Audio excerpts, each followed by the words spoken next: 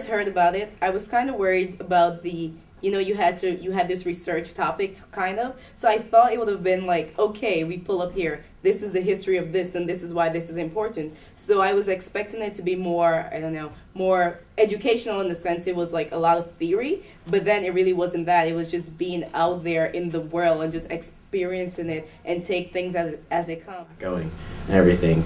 And when I found out who was, the people who were going, I was just like, well, I guess it'll be an okay trip, but it's not going to be the best.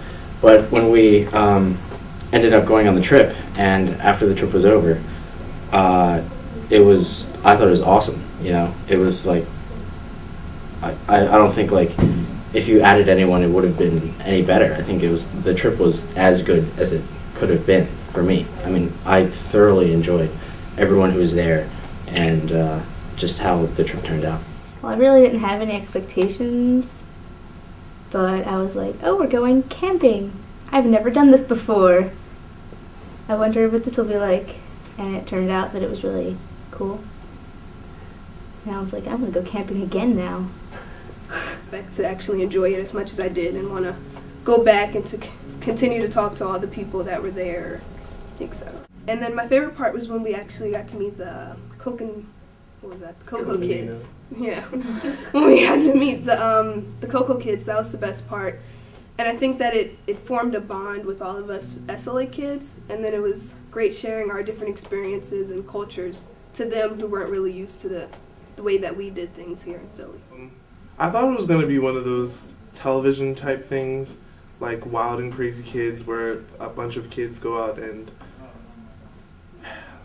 do weird things out in some remote location, but it was that.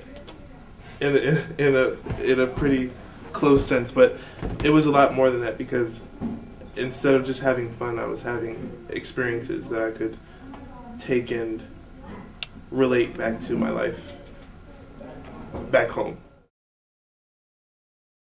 They have a better view, like a world view, so they know what one person and why do they think the way they think. Because if you're from a smaller community, it's way more different than if you're from a big community, which is a big deal. Because if you don't know what others are thinking, then I think it'd be hard to contribute to a society. I learned that I have a high level of tolerance and patience. I think that I wasn't really too fond of nature before, and I thought I would complain a lot more than probably what I did, and that I could be extremely disgusting. How so?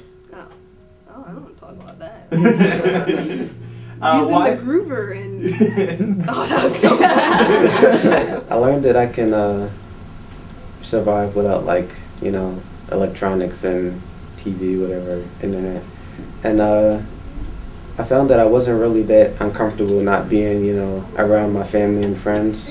I mean, I was out in a new place and I was enjoying it, so I found out that if I was, enjoying myself, then I wouldn't really mind being someplace new and all that. And I learned how to kind of talk to new people more with the Coconino kids. I think that was probably my favorite part of the trip. Getting to meet the new kids and seeing how they live. And I found out that, how to open up more to other kids and other people. Anything, but it magnified my love for nature, and I always loved this, and kind of magnified my hatred for the city. When I came back to Philadelphia, I didn't want to come back to Philadelphia. I was willing to stay.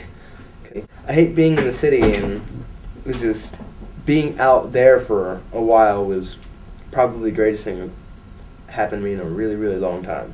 I learned that I can survive a lot more basically than, life in the city is really cracked up to be.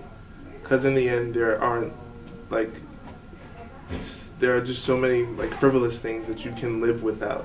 And once you get out into a place like that where you have to carry everything that you need in something that's portable, you don't realize that you can actually live that way. So, and then I wasn't so concerned with all of my belongings because I had to fit them into whatever. It was more what are you doing here on the river in the Grand Canyon, and how are you like just soaking it all in? Oh yeah, to all you people, make sure you use the bathroom whenever you get the chance, like indoors, because you won't see a toilet for a while.